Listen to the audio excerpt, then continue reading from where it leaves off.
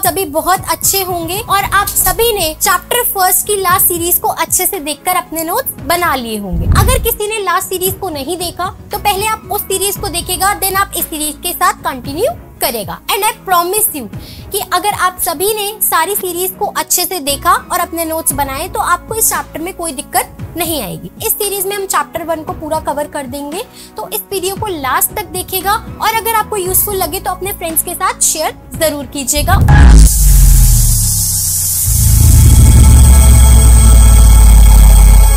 तो चलिए स्टार्ट करते हैं।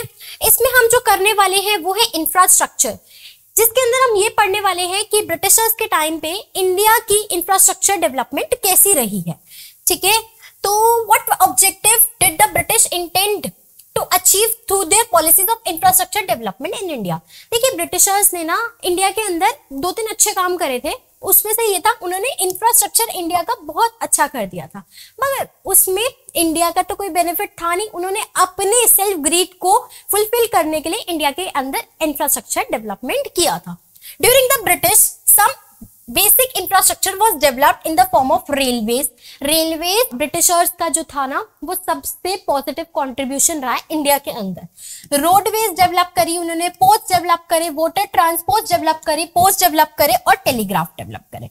मगर जो मेन मोटिव था इतनी सारी डेवलपमेंट करने का इंफ्रास्ट्रक्चर के अंदर, वो ये था, वो अपने कॉलोनियल इंटरेस्ट को सर्व करना चाहते थे। ठीक है, then comes our first roads. India में ना ब्रिटिशर्स ने रोड्स बनाई थी। ठीक है, रोड्स बनाने का ये पर्पस था कि वो अपनी आर्मी को इंडिया के अंदर भेज पाए और उनका जो ट्रांसपोर्टेशन है ना वो स्मूथ हो पाए। सेकेंडली, जो इंडिया में ब्रिटिशर से पहले रोड्स बनी थी ना वो इतनी अच्छी थी नहीं, ठीक है, कि वो मॉडर्न ट्रांसपोर्टेशन को फैसिलिटेट कर पाए। There always remained an acute shortage of all weather roads, और all weather roads भी बहुत कम थी, जिसकी वजह से रेनी सीजन या कोई अनफोर्सीन सीजन की वजह से ट्रांसपोर्टेशन में दिक्कत आती थी। This was our roads. Then comes our railways. Railways जो है ब्रिटिशर्स ने इंडिया के अंदर डेवलप करी थी 1850 के अंदर। ये सबसे इंपॉर्टेंट कंट्रीब्यूशन रहा है ब्रिटिशर्स का इंडिया में, दैट इज रेलवेज। रेलवेज जो डेवलप हुई थी वो हुई थी 16 अप्रैल 1853 और जो फर्स्ट रेलवे डेवलप हुई थी वो आपकी बॉम्बे से थाने के बीच में चली थी। उस रेलवे ने 34 किलोमीटर कवर करा था। तो ये तो बात रही हमारी रेलवेज की। फिर आता है हमारा post and telegraph. Post and telegraphs were develop to increase the efficiency and effectiveness of the British administration. जो पोस्ट और टेलीग्राफ डेवलप हुआ था वो उसने ब्रिटिश एडमिनिस्ट्रेशन को अच्छा कर दिया था। The introduction of the expensive system of electric telegraph in India serve the purpose of maintaining law and order. इसकी हेल्प से ना लॉ एंड ऑर्डर मेंटेन करने में प्रॉब्लम नहीं आती थी। Despite serving useful public service, बहुत पब्लिक पर्पस को ये सर्व कर रहा था, मगर ये जो है ना ये पोस्टल सर्विसेज बहुत इनएडिक्वेट रही है। इसके बाद आता है हमारा port and water transport. British government ने मेजर्स लिए थे, वाटर ट्रांसपोर्ट उन्होंने डेवलप करा था, उन्होंने पोर्ट्स डेवलप करे थे, जिसकी वजह से इंपोर्ट एक्सपोर्ट जो है वो इजी हो गया था। ठीक है, तो ये जो थी ना ब्रिटिशर की डेवलपमेंट थी, दैट इज इंफ्रास्ट्रक्चर डेवलपमेंट। उन्होंने पोर्ट और वाटर ट्रांसपोर्ट को भी डेवलप किया था। इसके बाद आता है हमारा एक क्वेश्चन जिससे हमारा ये चैप्टर एंड होता है, वो है कि was there any positive contribution made by the Britishers, कि इंडिया में ब्रिटिशर्स की क्या positive contribution. From the very first series में आपको यही बता रही हूँ कि ब्रिटिशर्स ने ये कर दिया, ब्रिटिशर्स ने वो कर दिया, मगर इस वीडियो में मैं आपको ये बताऊंगी कि ब्रिटिशर्स ने कुछ पॉजिटिव कंट्रीब्यूशन करे, भले उन्होंने अपने लिए करे, मगर हाँ इंडिया में कुछ ना कुछ उनके रिमार्केबल चीजें रही है। ठीक है, तो क्या वो पॉजिटिव कंट्रीब्यूशन रहे थे, क्या वो पॉजिटिव इंपैक्ट थे ब्रिटिशर के। सबसे पहला जो था, जो कि मोस्ट इंपॉर्टेंट माना जाता है, वो है railway. Railway in India is considered as one of the most important contribution. Railway ने पूरे इंडियन इकोनॉमी के स्ट्रक्चर को बदल दिया था। रेलवेज की वजह से लॉन्ग डिस्टेंसेस को कवर करना लोगों के लिए बहुत इजी हो गया था। ज्योग्राफिकल और कल्चरल बैरियर्स को इसने ब्रेक डाउन कर दिया था।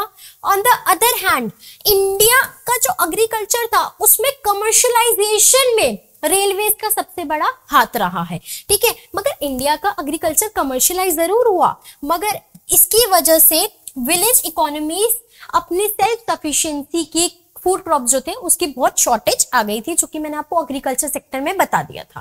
Undoubtedly volume of India's export expanded, India के अंदर एक्सपोर्ट सरप्लस हुआ गया था, मगर इसका जो पूरा बेनिफिट था वो इंडियन लोगों को नहीं मिला था। वो किसको मिला था? ब्रिटिशर्स को ही मिला था, ठीक है। देन कम्स आर फर्स्ट, तो इंडिया के अंदर जो पॉजिटिव कंट्रीब्यूशन रहा है वो है रेलवे। सेकंड था ब्रिटिशर्स ने ना मॉनेटरी सिस्टम ऑफ एक्सचेंज को इंट्रोड्यूस करा था इंडिया के अंदर। उससे पहले इंडिया के अंदर बार्टर सिस्टम चलता था। बार्टर सिस्टम में क्या होता था? गुड्स के बदले आपके गुड्स एक्सचेंज होते थे। Then comes British Raj provided an efficient administration in India. British Raj ने एफिशिएंट एडमिनिस्ट्रेशन जो है इंडिया के अंदर वो लेकर आए थे, उन्होंने प्रोवाइड करा था। Then comes our Indian economy was under developed and backward at the time of independence. Non vibrant हो ही गई थी इंडिया की इकोनॉमी। अब क्या वो चैलेंजेस रहे थे? ये तो हमने पॉजिटिव कंट्रीब्यूशन पढ़ी, अब क्या चैलेंजेस थे? देखिए, चैलेंजेस की अगर मैं बात करूं तो सबसे पहला था लो एग्रीकल्चर प्रोडक्टिविटी। एग्रीकल्चर के अंदर प्रोडक्टिविटी इतनी नहीं थी, बजाय कि ये फैक्ट कि 70 to 75% लोग एग्रीकल्चर के अंदर इन्वॉल्व थे, मगर एग्रीकल्चर की प्रोडक्टिविटी ही अच्छी नहीं थी।